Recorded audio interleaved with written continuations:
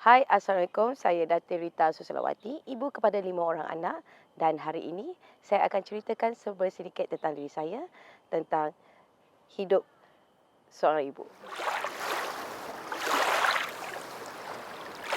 Okey, selepas bergelar ibu ya, alhamdulillah lepas saya berkahwin saya terus mendapat zuriat. Kira saya tak perlu tunggu masa yang lama. Jadi bila dapat zuriat yang pertama tu, of course lah semua ibu bapa gembira. Saya sendiri gembira sebabnya saya pun tak sangka saya akan ada cahaya mata yang begitu cepat. Dan lepas saya beranak saya menangis. Sebab saya rasa baru saya tahu macam mana pengorbanan seorang ibu. Sebab masa saya beranak tu saya tiada ibu. Jadi barulah saya faham, oh ini rupanya pengorbanan seorang ibu melahirkan anak. Okey, the feel tu takkan boleh dibelilah. And then bila beranak memang sakit, tipu saya kalau saya tak sakit. Tapi lepas kita tengok anak kita tu, sakit tu terus hilang. Sakit tu terus hilang. Dan saya rasa itulah satu the miracle. Miracle bila kita tengok anak, sakit boleh hilang. Sakit beranak tu hilang. Jadi saya rasa pengalaman tu takkan boleh dilupakan lah. Sebab bila menangis tu, saya pun tak sangka keluar air mata dengan sendiri. Kita tak expect, tapi keluar mata dengan sendiri ni saya rasa macam, okey, oh rupanya macam inilah perasaan menjadi seorang ibu. Okey, sebenarnya saya tak tahu pun wujudnya ikon penyusuan tu, memang tak tahu wujudnya. Saya sebenarnya berkongsi di dalam sosial media saya tu hanya untuk sekadar orang kata pengalaman saya, oh ini saya ada. Kebetulan anak susuan saya perlukan susu, jadi masa tu dia ambil stok susu. Jadi saya kata, okeylah, ambillah video ni kan. Dan kita saja upload, tak tahu nak upload apa masa tu dalam sosial media. Lepas tu tiba-tiba benda tu jadi viral. Ini adalah anak saya yang kelima. Tapi stok susu tu sebenarnya dari anak yang pertama saya dah buat dah. Cumanya mungkin masa tu tak social media tak begitu kuat macam sekarang. Itu yang kata pengalaman tu mengajar. Macam saya katakan sebelum ni, saya menyusukan anak saya yang pertama hanya 6 bulan sahaja. Sebab saya tiada pengalaman, tiada orang yang nak ajar. Sebab saya tak ada ibu nak ajar saya. Ibu mertua saya masa tu masih hidup lagi masa tu pun, dia pun tak tahu macam mana dia bagi menyusu direct. Jadi dia tak tahu nak buat stok macam mana. Jadi saya belajar sendiri melalui pengalaman. Dari anak pertama 6 bulan, anak kedua saya buat stok for 8 bulan, anak ketiga setahun setengah, lepas tu anak keempat 2 tahun tepat. Dari situ pengalaman mengajar. Anak kelima belum sempat lagi 4 bulan dah dapat susu, saya rasa boleh mencapai setahun punya susu lah, kan. Jadi itulah kata, ni semua melalui pengalaman. Jadi pengalaman saya tu yang mengajar saya macam mana nak buat stok susu untuk anak-anak saya. Sebab saya adalah ibu yang berkejaya, ibu yang bekerja. Jadi saya perlukan stok tu untuk anak saya, untuk bila saya bekerja, saya sibuk, ada je sentiasa dekat rumah. Jadi tak perlu nak risau.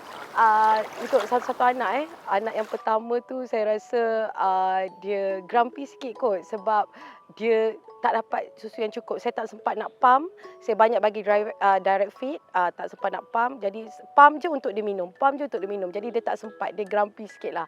Anak kedua sangat, sampai sekarang dia sangat tenang, sangat calm je. Tapi itulah susu untuk dia tu hanya 8 bulan ke setahun macam itulah. Anak ketiga setahun setengah. Yang anak ketiga pun tak banyak songeh, sebabnya anak ketiga ni seorang yang sampai ke hari ni pun dia okey je. Dia okey je, dan malahan dia antara yang terawal putus susu. Anak yang keempat itu memang tepat 2 tahun, memang tak ada masalah. Saya rasa kan bayi lelaki memang kuat minum susu, tapi stok tu cukup untuk dia, dan dia sangat baby yang sangat tenang. Yang kelima lagilah terlalu tenang sebabnya macam terlebih-lebih untuk dia. So saya rasa macam itulah satu-satu ayat untuk semua anak. Okey, tak dinafikan susu, nak buat susu ni bukan senang. Lagi-lagi nak buat stok ni sangat-sangat susah. Dia perlukan mental yang kuat, perlukan minda yang positif, kena selalu positif. Dan saya dulu pernah stres. Saya pernah stres susu. Saya pernah macam sampai saya stres sampai tak keluar susu. Pernah benda yang berlaku pada anak pertama sebab tak ada pengalaman. Jadi tu kata, bila pengalaman mengajar saya sampai ke anak kelima ni, saya dah tahu dah. Maknanya kalau saya lepas beranak dia, pertama kali, ini tips buka je mata lepas beranak tu atas katil tu, first kali bukan saya minta baby, saya minta pump. Saya minta pump dulu. Saya minta pump susu untuk pump. Sebab saya kena minta the demand. Jadi dari situ memang orang kata kita kena create the demand lah. Jadi saya punya tips, saya selalu bagi tips orang kata kepada orang yang terdekat dengan saya kata kena selalu pump pukul 3, 6, 9, 12. Ini tips dia lah. 3, 6, 9, 12. Pukul 3 petang, 6 petang, 9 malam, 12 malam. Lepas tu sambung lagi 3 pagi, 6 pagi, 9 pagi, 12 tengah hari. So 3, 6, 9, 12 ni kalau boleh jangan lari. Macam mana punya sibuk pun terus ambil pump dan pump. Kena buat exclusive pumping, kena create the demand. Bila kita ada demand tu, jadi kita punya susu tu akan keluar dengan sendiri, ikut timing. Sebab kadang-kadang kalau kita tak ikut timing, inilah masanya kadang-kadang susu tu dia bercelaru, tak tahu nak keluar time bila. Sebab dia perlukan proses untuk nak buat susu ni bukan macam terus minta dalam minda tu dapat, tak ada. Dia perlukan proses. Jadi dia tahu dia perlu keluar pukul 3, 6, 9, 12. Jadi kita kena create the demand tu. Jadi tu adalah tips dia lah. Tips yang ketiga, kena selalu orang kata jangan dalam keadaan stres. Saya tahu memang saya sendiri ibu yang berkejaya. Saya bekerja. Saya kadang-kadang pun stres dengan kerja saya. Tapi bila saya nak pump, saya akan pastikan saya tak stres. Cara-cara untuk saya tak stres tu pula, saya akan carilah. Contohnya saya akan tengok drama kan, tengok drama ataupun tengok something yang lawak-lawak ke, ataupun social media ke, something yang tak membuatkan saya stres. Jadi saya akan ketepikan kerja saya masa saya pump tu. Saya takkan tengok kerja saya akan buat benda yang lebih santai. Orang kata tengok TikTok ke, ataupun itu yang kata kadang-kadang saya tengok drama, sebab saya ni suka tengok cerita Korea, China kan, Cina kan.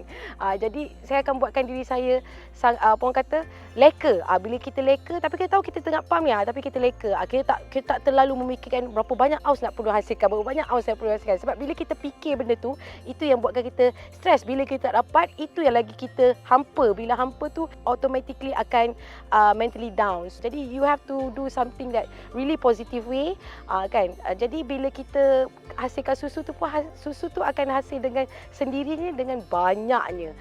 Lepas tu cara pemakanan juga. Saya tak ada pantang larang. Kali ini memang kalau dulu saya pantang memang banyak kepada sayur-sayur bening, sayur-sayur sup, benda-benda yang clear soup. Tapi pantang kali ini memang saya makan je apa yang saya nak makan. Saya sampai makan sambal undang petai pun saya makan. Masak lemak cili api pun saya makan. Saya makan sahaja. Saya tak ada apa-apa pantang. Untuk 2 minggu pertama je saya pantang untuk makanan gatal sebab ada jahitan. Tapi lepas lepas 2 minggu tu, minggu yang ketiga tu saya dah start makan semua benda. Jadi bila saya nampak perbezaan, bila saya makan apa saja yang saya nak makan, proses susu tu sangat-sangat banyak.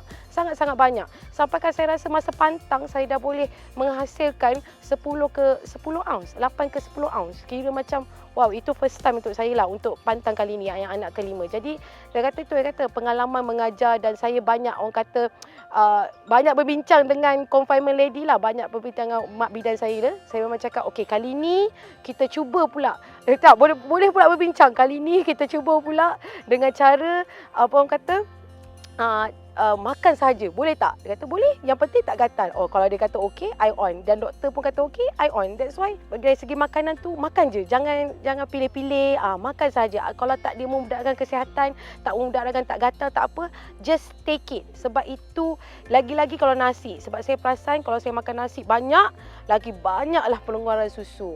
Itu tips saya lah. Lepas tu antara juga, saya tak tahu kalau orang lain, saya memang kalau tengah pantang memang saya amalkan minum Milo.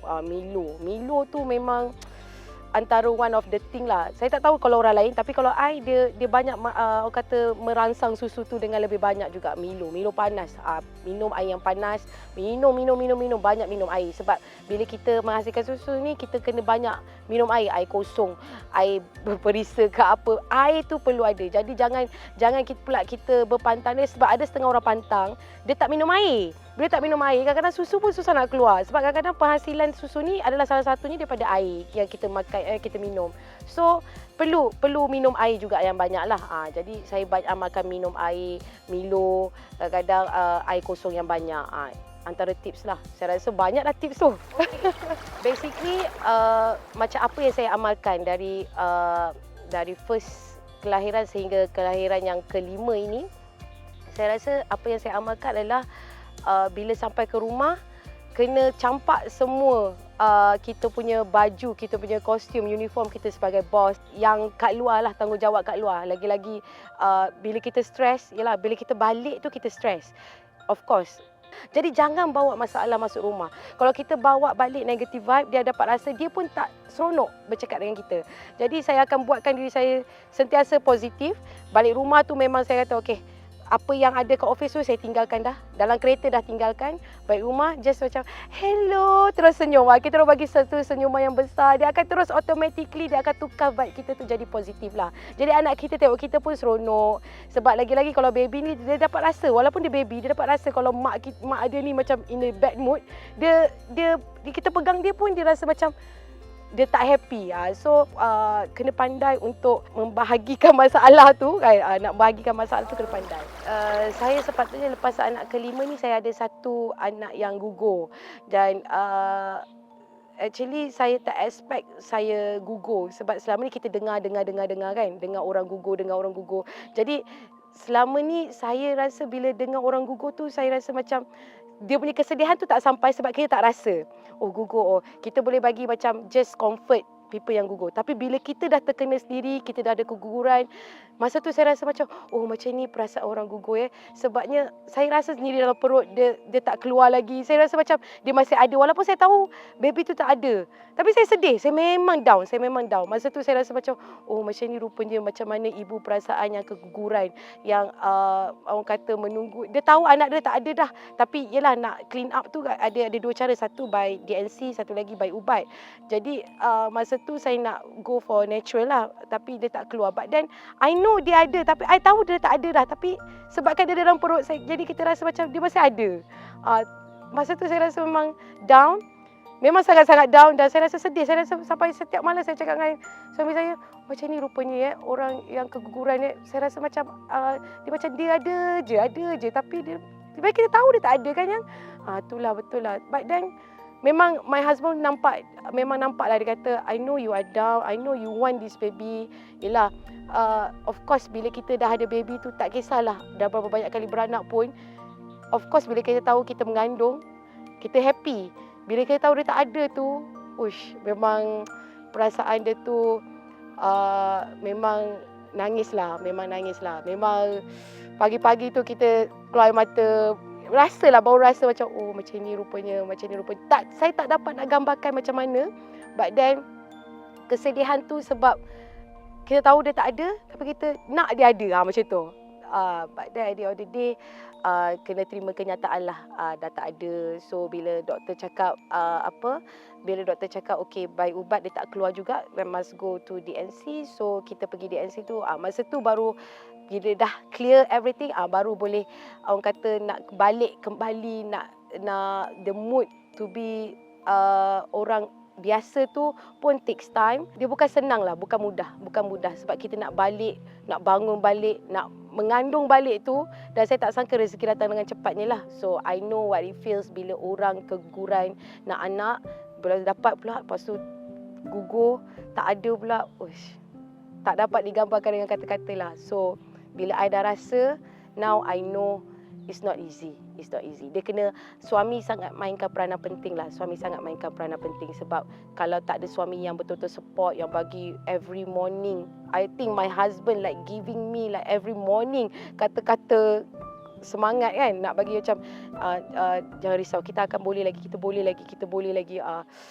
Masa tu lah I feel like macam, okay, macam ni rupanya perasaan orang yang down dan perlukan kata-kata semangat daripada orang yang terdekat. So itulah yang I nampak lah. Okay, kepada semua ibu di luar sana, saya memandang semua ibu di luar sana sebagai ikon. Ini yang kita nampak, yang saya sendiri, apa yang kita buat, anak kita akan ikut. Anak kita akan jadi cerminan diri kita. Jadi, jangan cepat down. Sebab anak kita perlu tengok kita perlu menjadi seorang yang kuat. Sebab kita adalah tunjang kepada satu keluarga, satu institusi keluarga itulah.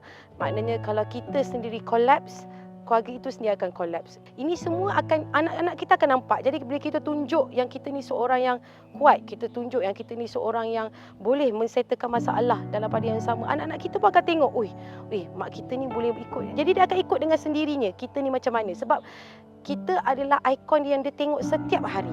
setiap hari. Mungkin dia ada ikon dia yang lain dia suka di luar sana, tapi kita adalah figura yang dia tengok setiap hari dan yang dia nampak depan mata dia. Jadi kita adalah contoh yang terbaik untuk tunjukkan siapa diri kita dan anak kita akan ikut dengan sendiri. Jadi saya rasa bermula pada isteri, pada ibu, bermula pada tanggungjawab yang kita yang kita ambil setiap hari, kita galas setiap hari, kita ambil dia dengan kita jayakanlah tanggungjawab itu dengan jayanya. Ya, itu yang menunjukkan siapa kita sebenarnya. Jadi jangan down. Perlu selalu sentiasa positif. Okay?